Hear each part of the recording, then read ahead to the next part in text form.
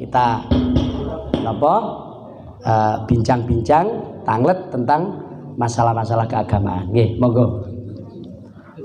Nggih, monggo. Bicara soal pahala ketika kita di medsos ada sensiran orang yang meninggal dunia. Nah itu ketika kita juga hanya melihat terus di-share itu ganjaran atau yang ketika kita membaca terus kita fatihah itu yang bernilai yang mana gitu. Nggih.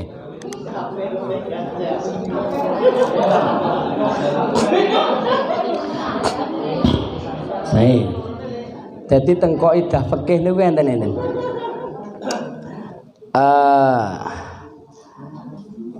Al-lisanu Pak Alisanu. Al-kitabu ahadul lisanen. Jadi Alkitab ahadul lisanen. Jadi tulisan itu adalah salah satu dari dua lisan. Artinya apa? Tulisan itu nilainya sama dengan ucapan. Jadi Alkitabu ahadul lisana ini sama. Makanya di semua akad itu pakai tulisan itu juga sah. Sama nilainya dengan ucapan. Bahkan sekarang cenderung orang akad itu, transaksi itu tidak pakai lisan, tapi pakai tulisan. Kalau jenengan di swalayan, pernah kan jenengan, saya beli ini harganya sekian, gimana? Kan nggak pernah kan? Tinggal mengambil karena sudah ada tulisan. Sampo 8.800 tinggal ambil aja gitu. Tengkasir blas buatan ngomong nopo-nopo. Karena apa? Karena tulisan itu adalah ahadul lisanen. Salah satu alat untuk berkomunikasi, bertransaksi dan lain-lain. Nah, sehingga kalau kita ingin berbuat baik itu bisa dengan lisan seperti ini, bisa dengan tulisan. Jenengan menulis apa, kajian apa, sama. Karena nilainya sama antara tulisan dengan lisan. Nah, di beberapa akad, nanti biar tidak salah paham, itu memang ada yang membedakan antara lisan dengan tulisan, tapi bukan dalam hal legalitasnya, apakah sah dan tidaknya, tapi persyaratannya. Itu biasanya transaksi akad-akad yang didasari oleh ihtiyat, hati-hati. Misalnya talak niku kan medeni, maka di sana dibedakan. Kalau pakai lisan itu namanya soreh. Soreh itu bisa diniati, bisa tidak, jadi talak. Tapi kalau tulisan itu kinayah. Tolak pakai WA, pakai surat, pakai tulisan, itu bisa jatuh talak kalau diniati talak. Kalau tidak. Itu yang membedakan. Tapi untuk yang lain, nah itu rata-rata sama nilainya. Asalkan terbukti itu yang menulis yang menyampaikan dia memang dari dia gitu. Maka nilainya sama, ahadul lisanen. Begitu pula kalau pengen dosa. Orang itu tidak usah pakai lisan. Misuh ya. Ngelokne wong, tidak perlu pakai mulut, bisa pakai tulisan. Jadi kalau jenengan misalnya menulis sesuatu, kita share ke seseorang, misalnya nopo ngoten daksuk dapurmu luas. Lek dapurmu tok niki akhirnya kan misui telak, tapi lek dapurmu luas ambigu gitu. Dapur rumah atau apa ini. Nah, maka ini bisa berhasil sama dengan lisan. Oleh sebab itu kalau kita nge-share itu ya sama dengan kita melemparkan ucapan. Jadi melemparkan tulisan sama dengan kita melemparkan ucapan. Kalau baik maka ya baik, dapat pahala. Kalau jelek kita dapat dosa. Sekalipun hanya penyambung. Kenapa? Karena ada kaidah lain. Jadi orang itu pelaku maksiat itu tidak harus yang langsung, tapi juga yang muawanah terhadap kejahatan itu. Itu semuanya nanti masuk. Musyarikun fi iqabihi wa ismihi. Jadi sama. Contoh, misalnya ada orang berjudi, minum-minum. Lah, kemudian jenengan tidak ikut minum, tapi nyun sewu jenengan sing menatakan tempat duduknya.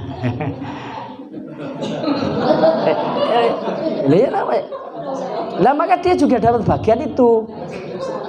Jenengan yang mengamankan, jenengan yang menyediakan penerangannya, ya sama. Jadi namanya i'anah alal maksiat namanya. Membantu terjadinya kemaksiatan. Makanya di dalam khomer itu ada 10 orang yang terjerat. Jadi ada 10 orang yang terjerat di dalam masalah khomer. Niku teng hadis niku hadis Sahih Muslim, Sahih Bukhari, Muslim.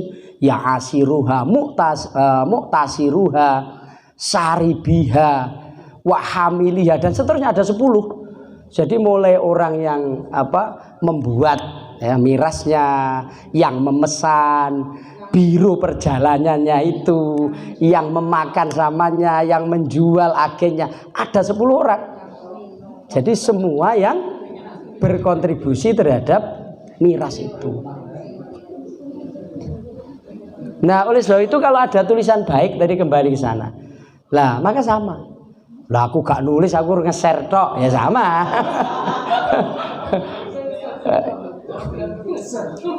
Dan itu sudah diterapkan di undang-undang IT gitu. Jadi kalau ada berita-berita yang terkena pasal pornografi, ujaran kebencian, itu kan semuanya terjerat Pak Bu di dalam undang-undang IT itu, gitu. Yang membuat, yang mengeset dan seterusnya. Jadi kelihatannya mirip dengan fikih kita. Jadi semua yang berkontribusi. Hanya saja ini, apakah kemudian Allah ini akan meranking? Nah, ini kita yang tidak tahu. Ya mestinya begitu. Jadi yang menulis ini dosanya 10, yang meneruskan 9, begitu. Gini mestinya seperti itu karena al ajru bi qadri ta'ab. Begitu pula sebaliknya. Jadi pahala itu di dalam satu muawanah ya, di dalam satu perbuatan kebajikan, maka kaidahnya adalah al ajru bi qadri ta'ab. Yang paling gede kesulitannya, pengorbanannya, maka dia lebih banyak. Demikian pula di dalam musyarakah maksiat. Jadi ada dasarnya itu. Ya kalau sama ya repot. Ya, misalnya masjid niki wakif, ya bantu separuh pembangunane, ya mosok podo harus sing bantu semen loro lah ngene kan ya. Ndak adil loh, gitu. Lah nggih.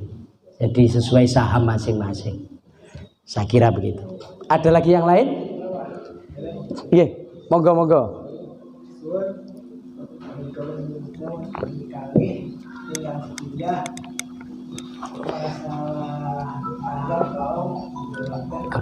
korek. Nggih. Ingkang niku sosok boten nggih. Adzan nggih. Nggih, adzan. Nggih. Adzan boten nggih, terus enggak. Yang nomor kali masalah batas jamak kan kosor kalau. Nggih. Kagem yang ingkang perjalanan punika kangge ingkang bermanfaat apa kan sembarang perjalanan kados panjenengan namun rekreasi bulan-bulan dan itu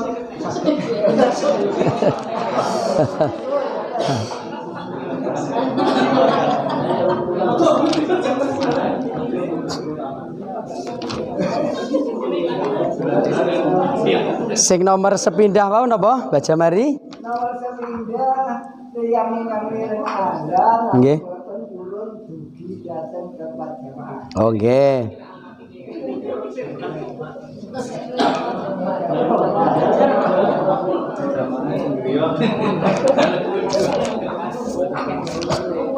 Kedap enen barote to mriki.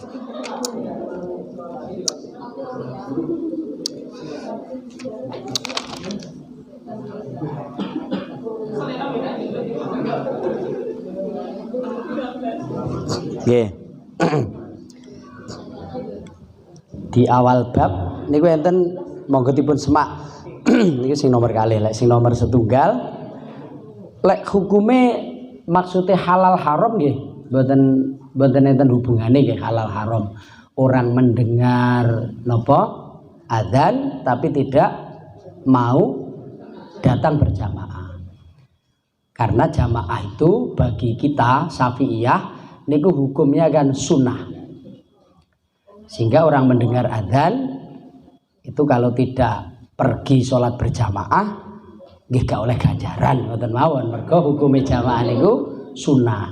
Kecuali kita mengikuti mazhab lain niku wonten sing fardu kifayah, fardu ain niku nggih wonten.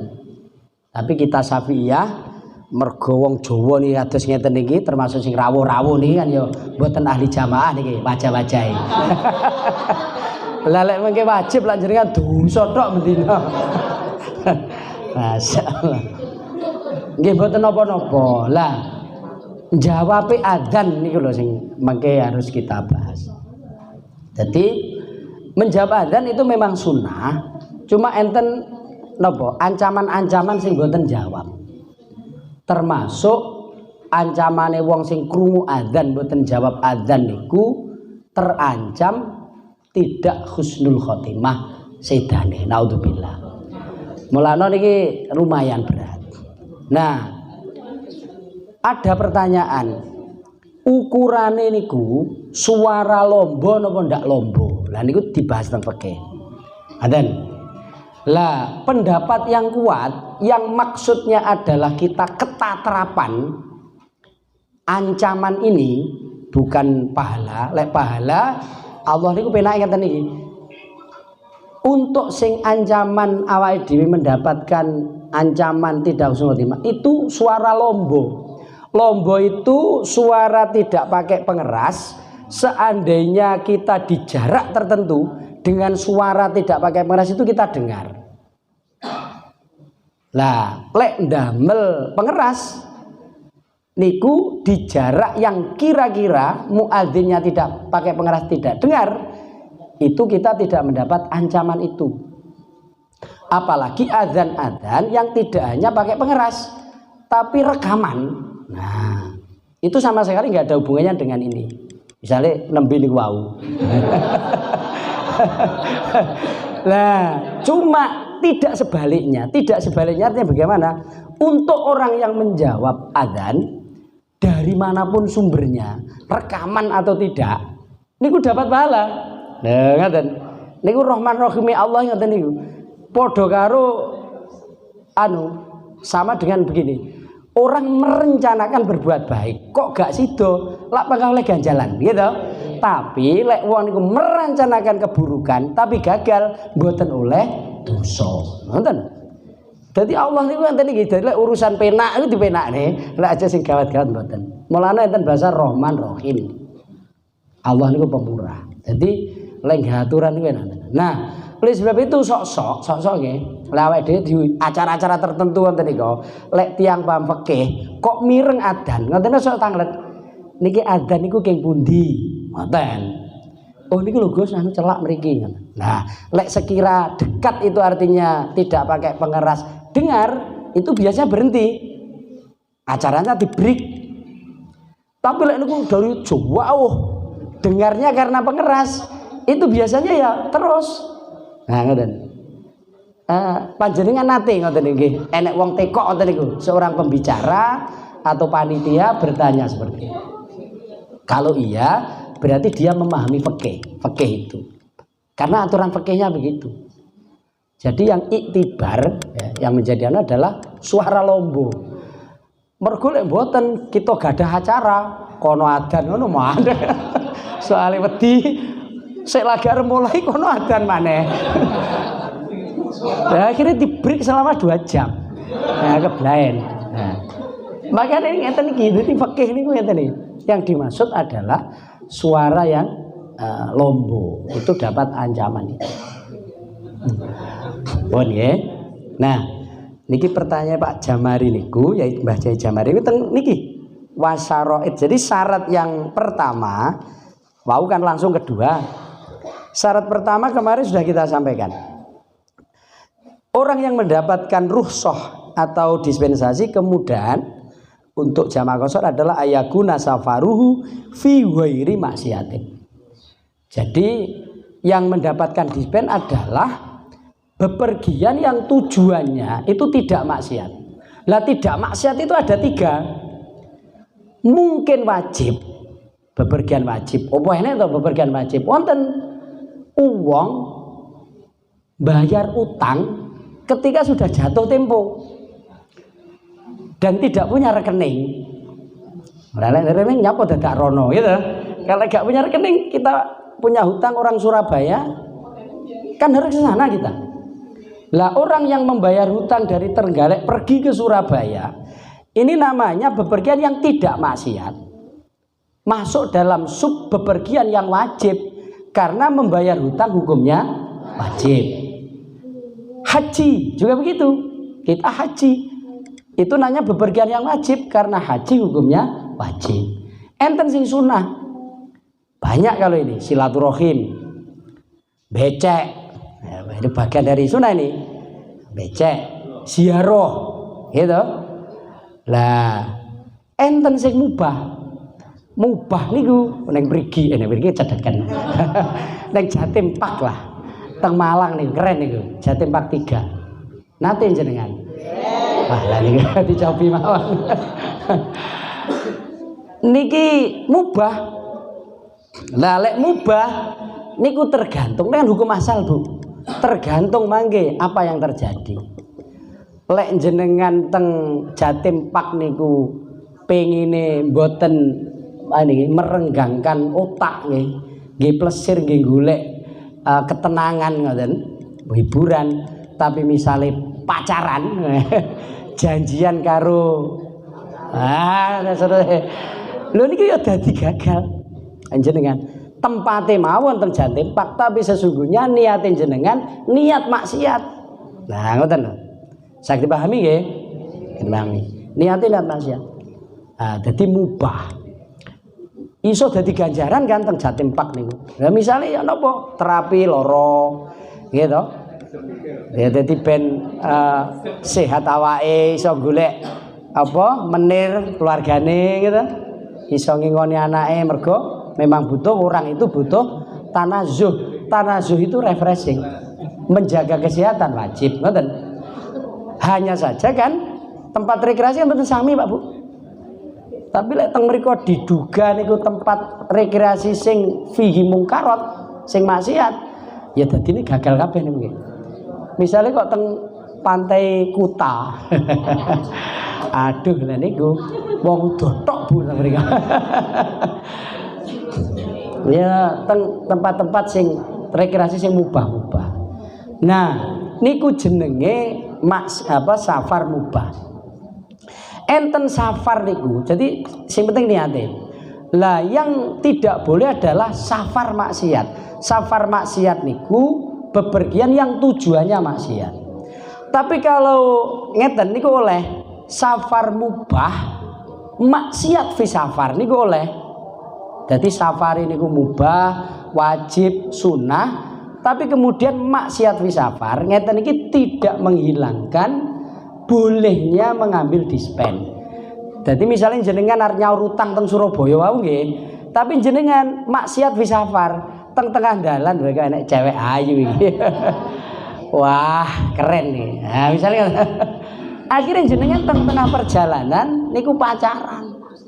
Ngeten niki jenenge safarnya niku mubah mergo niate napa wau nyaur utang tapi kesandung maksiat di tengah dalan. Mboten napa-napa lek ngeten iki. Artinya tetap boleh napa jenenge jamak qasar. Namanya maksiat fi safar, bukan safaru maksiat.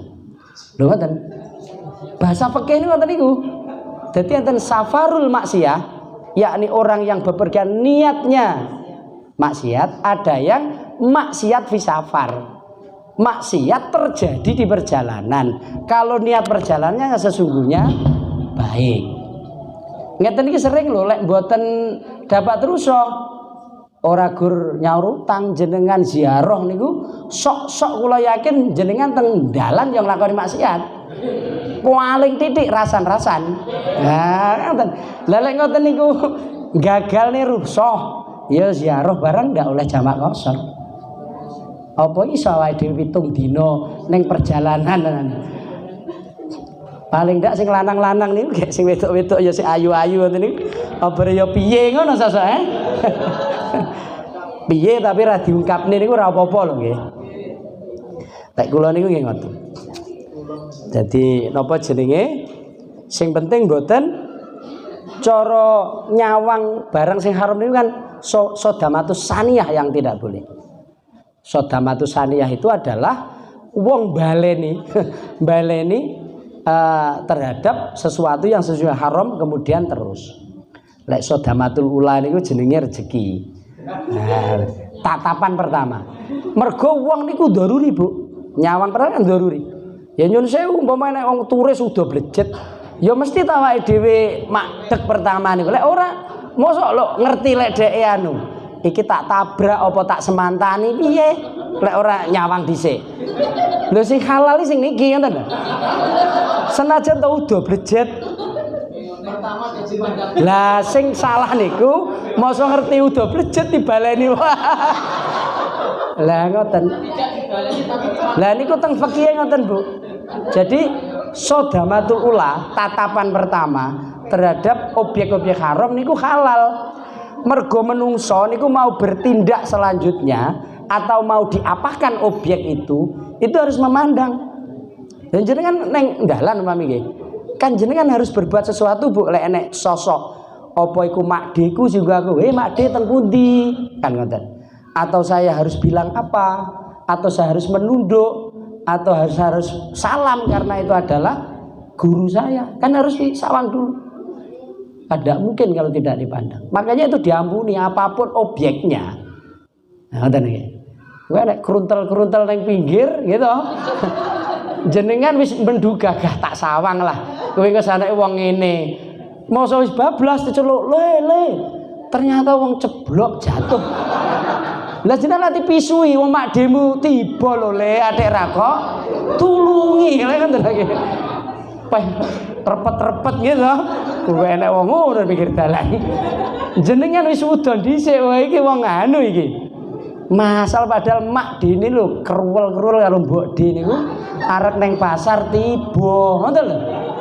Lah ora jenengan sawan piye? Dadi fikih niku ngoten niku asik lek dibahas nggih. Wonten malih monggo. Nggih. Sampun Pak Jamari nggih ngoten niku. Nggih. Lintune monggo.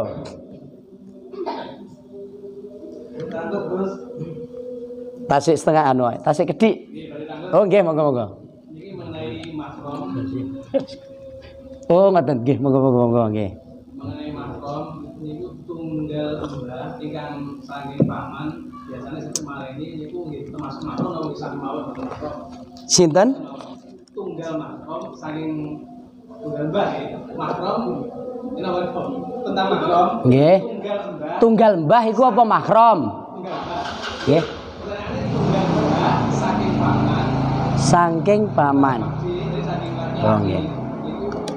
Walaupun satu maleni biasanya kalau nikah Nggih leres. itu termasuk mahram apa?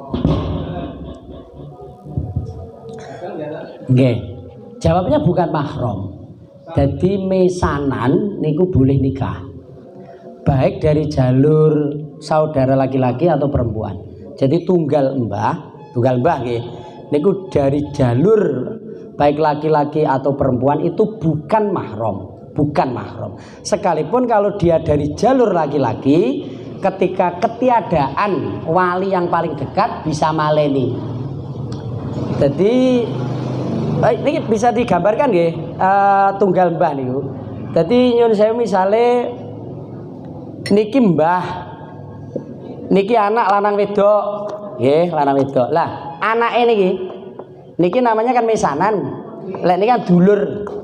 Nah niki lho niki senes mahram. Artinya bisa menikah. Jadi ini bisa menikah. Boleh menikah. Niki anak sing suberingin cara kula niku yes anak kula Agisna lah karo pindah. anak kula karo anake Mas Napi, anak kula anake Mas Barul niku boleh menikah. Tunggal mbah, padha-padha putune mbahe Mas Tur. Nah, ngoten lho. Nggih, sing jenenge penak. Padha-padha putune sapa? Lah niku lho oleh nikah. Ya. Padha-padha putune lho nggih. Napa malih ngisore cicite ya langkung angsal.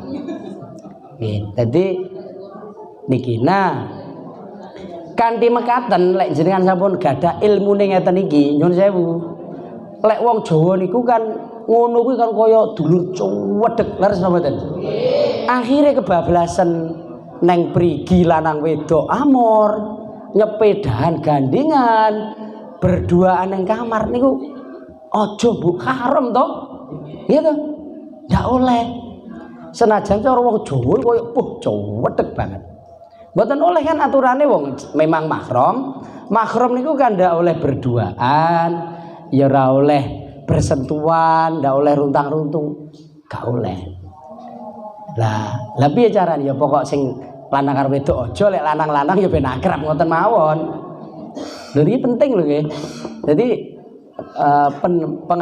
ilmu kita tidak hanya kemudian itu tahu itu adalah bukan mahram, tapi lek teng desa-desa monggo niku dianu. Nggih. Dibenahi. Soale ning desa ngoten niku. Kaya sapa kuwi? Mas sapa?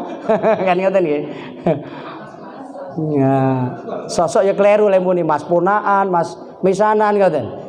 Mergo awake dhewe niku wis lali karo gru-gru wong Jawa kan sampe nggih. Dadi anak putu cara mbak mandhuwur ngoten niku. Mbah napa? Mbah niku napa buyut? Canggah, wareng, utek-utek, gantung siwur. Sak teruse debok bosok sak terus teko 18. Akeh sing lali pisan. Kula ya ora apal kabeh ya karo sebagian. Tapi tulisane duwe. Nggih, tulisane duwe. Ndak apal. Oh niku. Lale padha anak gawan niku oleh, nggih. Padha anak gawan niku nggih sanes mahram. Padha anak